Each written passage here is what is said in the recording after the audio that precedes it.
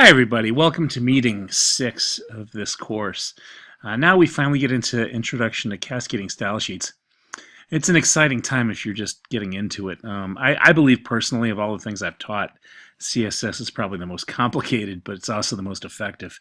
And it is nothing more than properties and values that are used to design your web pages, and we have to be real observant about what is honored where.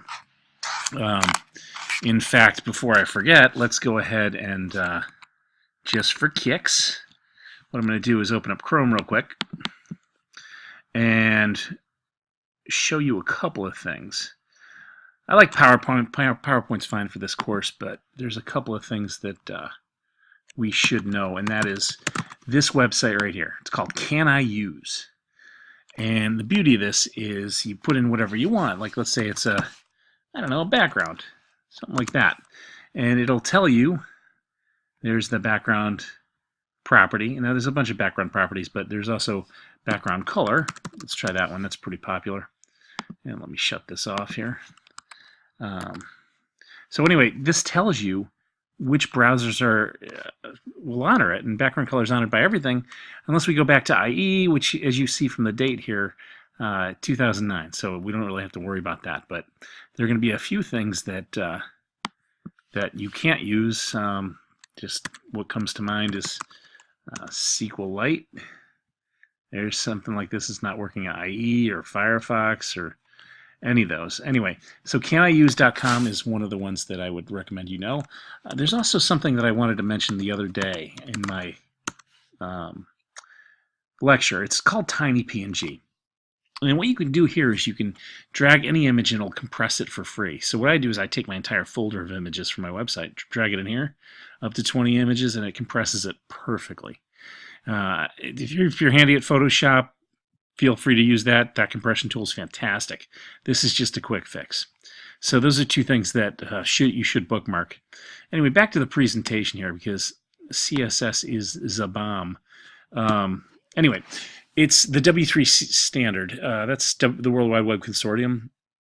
And every browser honors some cascading style sheet. But these are separate sheets that are basically to define the presentation of every web page, every website. So one thing I'm going to say real quickly is that at first, I don't care how many pages your website is, use one CSS sheet.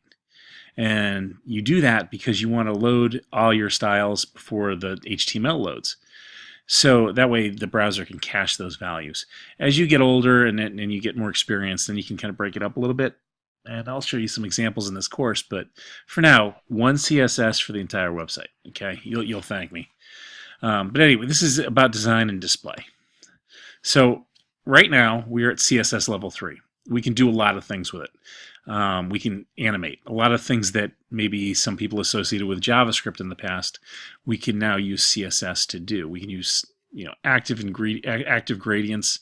Very complicated animations can be done with CSS3. It's got a lot of great stuff. So we'll learn a good portion of it. The intermediate CSS course, which is WebD 168, that does a pretty good job too. But right now, we just want you to understand how to control your layouts. So in this course, we're going to be talking about, of course, the layouts, structure, semantics, which we've already mentioned, but also accessibility. So the presentation is separate from the content in accessible sites. And what we want to do is get to a point where we design mobile first, and we design for smaller devices. And we should get there in the next 4 weeks. If not, I highly recommend WebD 168 because we get real deep into responsive design in that one. So we've got several different types of layers within our web pages. The HTML, which you've already experienced in the first few days of this course, and then CSS for presentation and JavaScript for behavior. So get ready to, maybe when you start a new website, you'll have your HTML root layer, and then you'll have folders. You'll have an images folder, you'll have a CSS folder, and you'll have a scripts folder. And that's how you can separate the different elements here. So here are the rules. If you're going to have the CSS in the same page, make sure the style tag is inside the head tag. So you got your doc type, you got your opening HTML tag, then your head tag, then your body tag. And inside there, this inline style is your selector first, and then curly braces, and then you find your property and you declare a value for it. So let's say I wanted to do, and you'll see plenty of these, let's say I wanted to make a H1 tag red. I could say H1 curly brace color colon red semicolon closing brace. So that's the syntax, and if the syntax is even slightly off, it's not going to style your page. So it's going to shock you a little bit. You have to be very particular with this stuff. All right, so this style type equals text CSS. You're going to see it a lot in your travels when you look at other people's code. It's not required in HTML5, so feel free to add it if you want, but it's not necessary. Now, this needs to be properly formatted. This example in this slide is a good way to do it. You'll see other ways to do it, but use white space for readability. And what I mean by that is you've got the selector, right, and then you have lists of properties and values.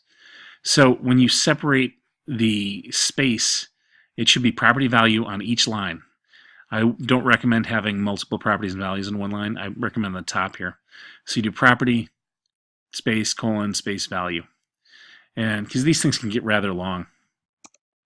Now, CSS selectors. First thing to do is master those. So basically a selector is what you're using to access an element and be able to apply a style to it.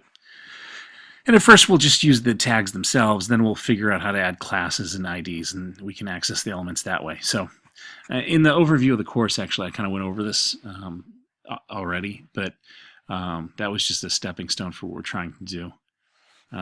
There are literally, I think, 3,000 properties in this in CSS3. So, all right, so the selectors.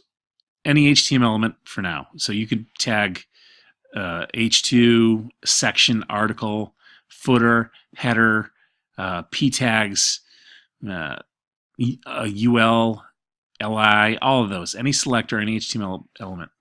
And the property would be a defined CSS property. So that would be something like color, background color, width, height. Those are all properties of those elements. Now, different elements have different properties. So something like not everything's going to have a border property, for example. And the value is the defined choice of the CSS value. So you just need to see it a couple 100,000 times and then it sinks in. But you will. So anyway, this is a CSS example using an element selector. And in this case, I'm grabbing an H1 tag. And in this case, because it says H1, I'm grabbing literally all H1 tags here. And I'm defining them to be color green. So that would be every H1 tag in your site. And for every P tag here, I'm giving it a font size of small and a font family of a sans serif. That's it. So there's your first example. Now, where can these be placed? Well, they can be placed in line, which means they're applied directly to the tag. You can do this at first when you're testing, but I don't recommend it. Your CSS should be in one place. And that's why our goal should be to build an external file like you see in the third bullet point here. But I want to be real lenient in the first couple days where we're practicing with this, meaning that if you just want to test, see what happens when you add the property and the value, see what it looks like in the browser, then you can move it later if you'd like. That's kind of how we all started. So this is really important. We've already had experience with HTML comments in the first assignment. CSS comments don't honor the same type of commenting style. They have a / and an asterisk followed by another asterisk and a /. So this is the only way to comment out things in CSS. And it's important. Get used to commenting out as much as you can. All right, so here we got our HTML document structure. And this is an important part of this CSS course because you need to learn how to access not only elements, but elements that are specific children of parents. I'm going to pause this for a second. Anyway, here you see the HTML being the top level element. Then you see the head tag. Then the title, style, and meta separate from the body tag. And the body tag is the parent of all its children. And those children can have children. For example, we have a parent here of a body, a child of P tag, and an image that's a child of that P tag. So those are all important things. Siblings are elements that are on the same level. So it really does replicate a familial structure here between parents, children, and siblings. Let's see. There we go. Now, inheritance. If I have a P tag, font size small, font family sans serif, if there is a child that does not have its own style, it would inherit those styles. So in this slide, you see emphasis tags, EM tags. These are the children of the paragraph tags, and they would have the same inherited styles. The font size would be small. The family would be sans serif. Now, if you want, you can actually have children inherit from all parents. So things like margin, padding, and border, which are structural type properties, are never inherited, and it's a good thing they're not. It's only specific styles, like the font size in the family, or a color, or something like that. But it's important to know that the structural things that we'll be working with, and margin, padding, and border, all of those things, we don't want those things to be inherited. All right, so there's an order to which things are applied, because you're going to see your style sheets are going to they could be several thousand lines. There is a hierarchy. The first thing is the browser's default settings. It's already been covered a little bit, but you'll see it in your user agent style sheet. You'll actually see padding. I did a test demo in the first video of this semester, and that had it in there. And you can see when you inspect the element in Chrome that it has the user agent style sheet. Next would be our user style settings. So after that would be the linked external, then imported, then embedded. And so basically the closest rule wherever we are applies. So if you put an inline style, or if you put actual color on the specific element, it's going to override anything behind it. Also, that exclamation point important would tell the browser to override any other rule that might be more closely applied. So you'll get the hang of it. It's gonna come with a good rigid best practice, which we'll cover. But there is a hierarchy, and I mean you can tell just by changing things, and you can change things within the browser and see the results. So that's kind of how I've adapted over the years. So something like this. What color is the text in the paragraph tag? Is it red, green, and blue, or blue? Well, in this case, it's going to load the first one, then the second one, and the third one, so it's going to end up being blue. And you can try this on your own. It's the closest rule that applies. And it's the last thing that loads. So you get to learn a few things about how browsers work. They're loading things line by line, and it only listens to its last piece of advice. So it's going to be blue until it gets to this, and now it'll be red. So this case, this is the Cascade. And in this case, we would have style color red, but when we have P color green important, guess what happens? The closest rule applies. So the important would take precedence overall. It would turn it into green. Now, more on the Cascade. It's cascading style sheets is why it's called this, but something like this. The closest rule applies in conflict, but other rules still apply. So this one would be font family serif and color green. Now, shift gears a little bit. A lot about desktop layouts cover the box model. We will be learning desktop before mobile, because we have to teach things like the float and certain things that help you learn web design. And then after that, we'll focus on media queries and what properties will change to make a handy mobile design.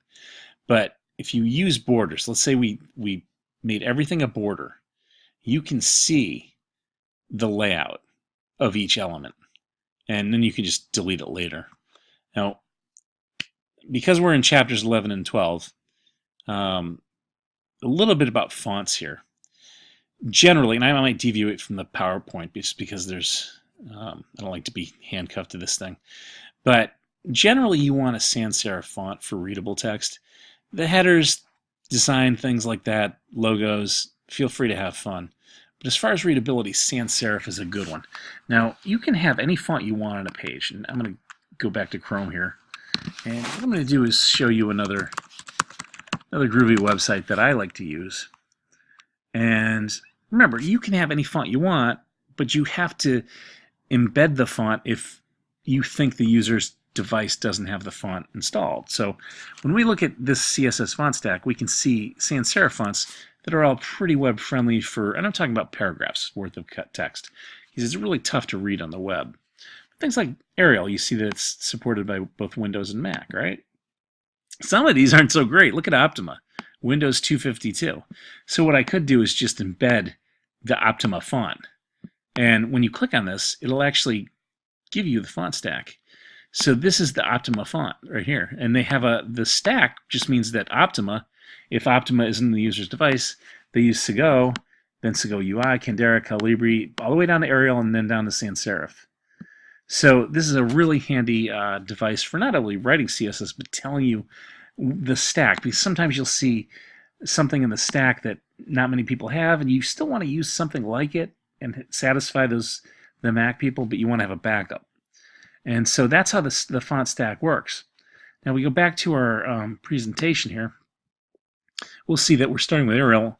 If he's one of the 0.5% that don't have Arial, we'll have Duro Sans, and then lastly sans serif, which is a generic font family that just will remove the serifs. Now if you're new to typography, all a serif is the little bends that come at the end of each letter, like Dido is a good example. And you see that it's got some decent readability. And you see the little serifs around like the I and the end of the D, little thing that sticks out. How's that for a layman's description? But generally, I mean, I do a lot of e-commerce, and I can tell you that, if it's, people don't read more than a paragraph generally, and that's been proven with eye tracking and even heat mapping. So what you want to do is try to do your best to make it a sans serif font. So these are the generic font families right here, and there's the serif, and these are the sans serif. So like my happy zone, honestly, is like right here: Arial, Arial Black, Verdana, Trebuchet, and Helvetica and Geneva. So as we go through this, we can actually import our own fonts, and what you do is you create a name with an @ symbol. And when you do this, you basically define the font family, and then you can, let's say this was like my font or font name here, you can call it here and refer to it as you need to. So you just have to make sure that the EOT, the WOFF, and the TTF or the SVG are all up there. Now, if you have even one of those fonts, you have to upload these to the server. And again, that affects the load time for the user, but you can do, if you only have one of the fonts, you can convert and have the backups. So something like this is a good thing to do. You can upload your TTF, it'll convert it into the WOFF. Then, I know a lot of people use Google fonts, and Google fonts are great too, but the thing about Google fonts is you still have a download time. So that's why with me, because I do a lot of e-commerce, I just want the user to have the font that he has installed and have a backup plan, which is why I use the stack. But use your own choice on that. I mean, I have these opinions about things, and it's because of my past and my history. So this is an example of Google fonts right here. And whether the font is on your server or downloaded from Google, the fact is it's going to take a little bit of download time. So here it's download time for user, little download time, yeah. But the fact is that it's still download time, whereas if you're using Arial, something built into their machine, you don't even have to do that. So, and yeah, I do worry about internet connections and the fact that this does have to download through the internet. So anyway, let's talk about the font size for a second. The metrics on these can be pixels, px. They can be points, pt. They can be percentages. They can be EMs, REMs, and we'll get into all that. So right now we have a body font size set to 100%. All that means is that all the children of the font size are going to be at 100%, which is the initial font size. Now you can override this when you have 150%. Now if we go back, this is 1.25 EMs. This is not what that means. It's not going to be 2.25 EM. It's going to be 1 1/4 the font size that was declared above, so it would be 125%. So that's an important, important idea, especially when it comes to responsive design. If we have things in percents instead of fixed metrics like pixels, our mobile development game is going to be a little bit stronger. Now, these are the descriptions of each of these, and these are in your textbook. I'm fine with pixels on some fonts, but just know we're going to be thinking about mobile very, very soon. And if you have them in proportions, it's going to be much easier to make sure that they resize when the device resizes. Now EM, this is the relative unit based on the width of the letter M for that font family. So if the default size is 16 pixels, like let's say right here, if that's the default for M, basically 1EM would be 16 pixels. If the default size is less, it would be 12 pixels. So it all depends on what the default size is. So let me go back to that real quick. You see down here 1.5 times 16 is 24. It would be 24 pixels because it's 1.5 of 16, the default size. And it all depends on your default size, which you could find in the browser when you inspect the element. So something like this. This is literally 0.875 because 14 out of 16 is that. That's the proportion. So when we do this, you probably saw bold tags earlier, and if you had my feedback from assignment 1, you heard me talk about B tags are old school. You want to get rid of those.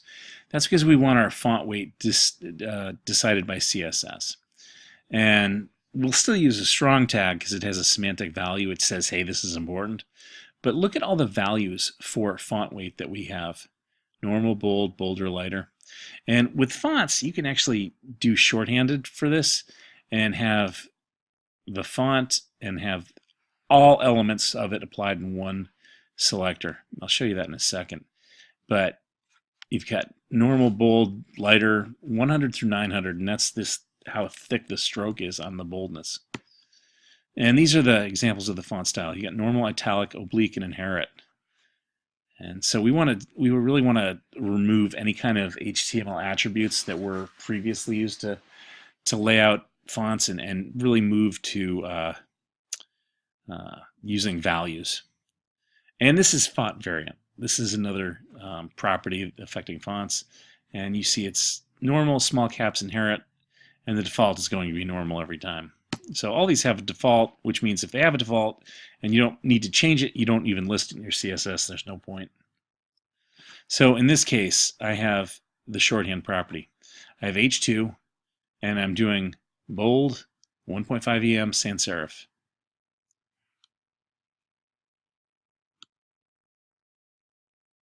And here's the color property. So you can use RGB values. I prefer hexadecimal myself, but just for readability. But all of these will work. And the chapter 13 covers it a little bit, but you know, there's I think 64 colors where you can actually just list the name, and that's expanding. Someone, and you know who you are if you're in this class, used corn silk as a value, so that's fine. As long as you test it and it works, we're good. And that's the end of this one presentation. I know we went a little bit long, but the rest of these are going to be very CSS intensive. So I hope you enjoy it. If you have any questions, don't hesitate to reach out.